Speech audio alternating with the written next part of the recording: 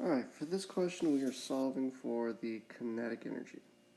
And we can see that they give us the mass in kilograms, and they also give us the velocity in meters per second.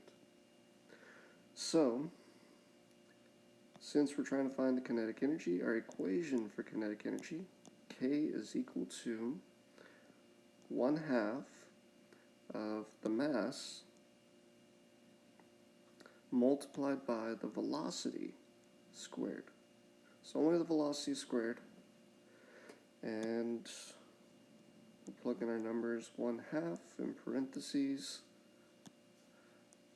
My mass is 1,600. My velocity is 12.5. And I'm only going to square the 12.5. That will give us an answer equal to 125,000. So you should be getting a big answer on this one.